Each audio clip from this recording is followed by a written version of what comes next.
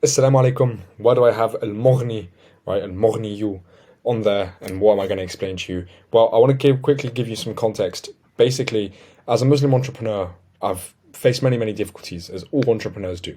And I never remembered or never realized that the source of everything, of course, is Allah, right? We know this. The source of everything is Allah. And there's so much proof in the Quran that makes life so much easier, and so much easier as an entrepreneur especially, that there's no way I can't show you guys this. There's no way I can't really show it to you guys or teach you anything about it, etc., etc., right? I don't know why it's glitching and not showing the whole thing, but it's al-Mughniyu, and this means the one who gives abundantly and provides all that is needed, right? Or the enricher as well. So my promise to you is by the end of this video, I'm going to help you change the way that you look at Allah in one way. Because remember, the way that we look at Allah, the way that we worship Allah, is the way that He provides to us. Okay? So if you were to see Allah as Ar-Rahman Ar-Rahim, which He is, right, the most merciful, then you would act as if He was the most merciful, and then He would forgive you, right? It's the same if you saw Him as the enricher, Al-Mughni, right? He would enrich you because that's how you see Him. Allah provides us with the way that we see Him. Now, my plan is to kind of take you through the whole step-by-step process on how to change, inshallah, your mindset, and also give you kind of an action step at the end for you to understand what you can do to actually make money, okay? How to make money by understanding what is money and by understanding why Allah is at the center of this equation, okay? So, Al-Mughni, there's loads of different ways, by the way, to see it. I'm going to focus specifically on money, obviously, as I said, as a Muslim entrepreneur. So, the first thing I want to kind of show you is just money. Right? How could you look at abundance? You can look at abundance in wealth. You can look at abundance in money. Okay. Who would you go to for a physics kind of expert? Who would you go to for the physics expert, right?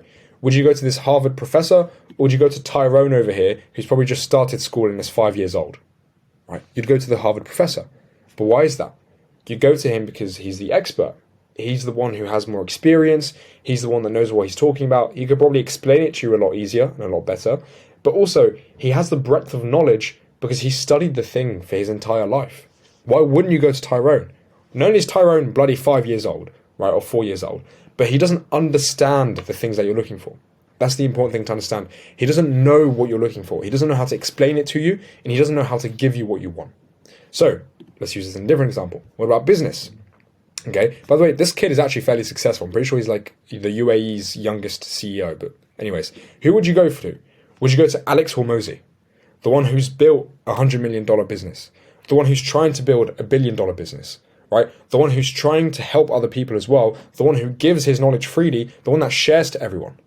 You'd go to Alex Hormozi, right, for business advice. You wouldn't go to this kid, right? He's just some random 13-year-old I found on the internet where I looked up 13-year-old CEO. Okay, even if he made more money than Alex Hormozi, you wouldn't listen to this guy. Okay, he doesn't have the experience, he doesn't have the expertise. You just wouldn't listen to him. And for context, in these two things, it's very important for you to understand why you go to these people, because they're experts. But how far can we extend this? How far can we take this with us?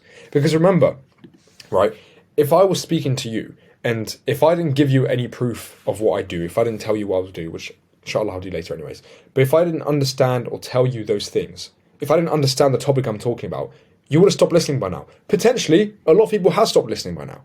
But you know, from hopefully the way I'm talking, from what I'm talking about, from the way I'm showing it to you, that you understand that I can give you some value. Because I understand something and I can share it with you. However, you wouldn't go to someone, for example, if someone was talking about Allah, you wouldn't go to them if they were Buddhist and they'd never heard of Allah, would you? You wouldn't, because they have no idea what they're talking about. Okay? So this is the principle of going to the source. And every philosopher does this, by the way. Every philosopher either creates a source, so creates an idea, and they have students study that source with them and then build on top of it, okay? Or every psychologist or philosopher or any sort of physics expert, business, etc., they go back to those initial principles from the people that created the idea. For physics, this guy, who's he studying? Probably Newton. I don't know anyone else in physics, but what's his name? The guy that touched kids potentially, the disabled guy. Can't remember his name. But these people are going to study the experts, okay? They're going to study the origin. So who should we study? Who should you study when it comes to abundance and making money? Should you study Alex Hormozi? Yeah, why not? If you were studying physics, should you listen to this Harvard professor? Yeah, why not?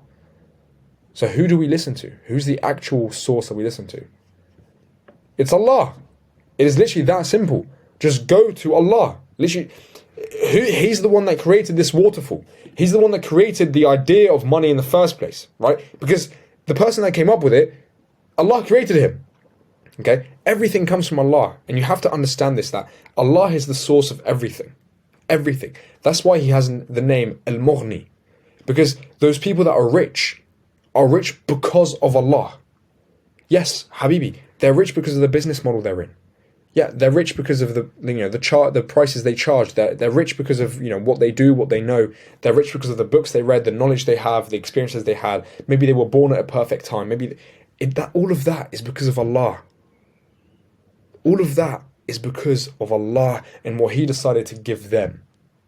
So why do you not think He would be able to give to you what they have? They're not special. They haven't created the universe. They haven't created this, mashallah, subhanallah, very, very, very gorgeous waterfall. They haven't even created money. They haven't created business. Alex Hormozy didn't come up with business. Okay? Allah literally created them. He created them as life. Right? And He created you as well. So why would you go to anywhere else but the source? Go directly to Allah. Because it's said in the Quran, and one of His 99 beautiful names, is that His name is Al-Mughni. Al-Mughni means the one that gives abundantly, and the one that provides, and the enricher. So why would you go anywhere else if you were looking to make money? Generally. Like, why would you go anywhere else?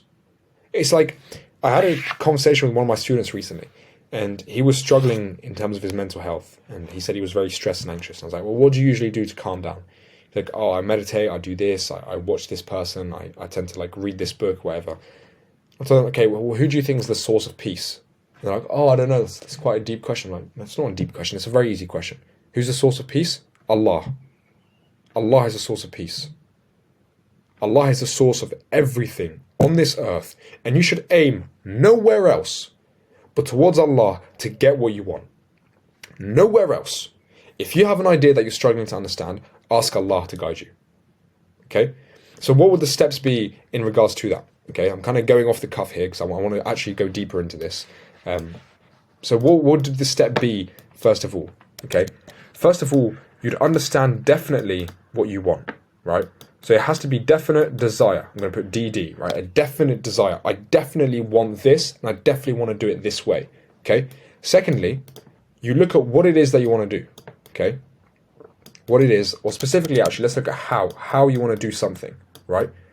And then you look at what the roadblocks are going to be, and you ask for guidance. That is literally it. First of all, you define exactly what you want. Make it extremely specific. Extremely specific. So that way, even if inshallah you wanted to make dua, and inshallah, right, it gets accepted, you would have something very specific that you want. Okay. Secondly, you have to understand how. How are you going to go by getting the thing? Right? What business model are you going to follow? This is where you can listen to Alex Hormozy, right? What business model am I going to follow? What specific thing am I going to do? If it was physics, how am I going to study physics? Am I going to do exactly as the professor says? Am I going to do it slightly differently? You'd look at specifically from these people that do know a lot of things, how do I do it? Even then, if that's a question, you can just skip to this stage here and look at, okay, let's just ask Allah, how do I do it? Let me sleep on it. Let me think about it for a week. Let me give Allah the opportunity to tell me in some way. And by the way, when Allah's going to tell you, He's not going to just, astaghfirullah, just come down and say, follow this business model. What He's probably going to say or show you exactly that, right? He's going to show you. He's going to send you a message, a signal. So you have to be alert. You have to listen. You have to listen to your surroundings. Maybe someone is speaking about a business model that they're pursuing. Maybe Allah is telling you to look into that.